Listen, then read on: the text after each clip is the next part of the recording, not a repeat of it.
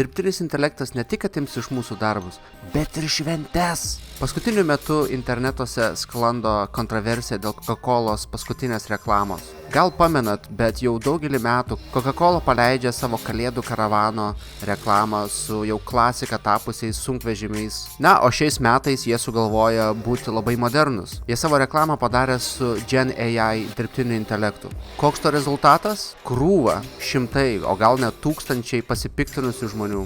Žmonės piktinasi, kad dirbtinis intelektas ne tik iš mūsų atims darbus greitų metu, bet ir atims žmogiškumą iš mūsų švenčių. Kaip rašo Forbes dienraštis, šita dirbtinio intelekto sukurta reklama yra tiesiog prasta sėkmingos žmogaus sukurtos reklamos kopija. Gen AI iš tikrųjų nesukuria nieko naujo, o tik perdaro tai, kas buvo sukurta anksčiau, o galutinis rezultatas iškreipti žmogaus kūrybos atvaizdai. Na ir tuo pačiu suvartojama labai daug vandens ir elektros energijos. Ir nebereikalo kalėdų senelio dirbtuvės visuomet buvo vaizduojamas kaip vieta, kur žaislai gaminami rankomis. Būtent taip gimsta magija. Na, o kas man užkliuvo ir kas šiaip gan juokinga, tai kai kurie komentatoriai lygina šitą AI sukurtą reklamą su GTA San Andreas bendruomenės prieš daugiau nei 10 metų sukurtu klipuku.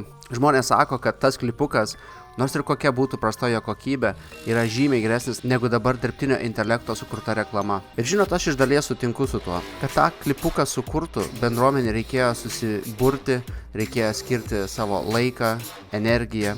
Na, o kas liečia Coca-Colos reklamą, ką ten reikėjo padaryti? Parašyti promptą. Make me an ad based on our previous ads. Padaryk man reklamą tokią pačią, kaip jau yra anksčiau padaryta. O kas laukia ateityje? Tesla robotai apsirengia kalėdų seneliais, kurie lankys vaikus jų namuose? O jūs ar matėt šią Coca-Colos reklamą? Ką jūs manot?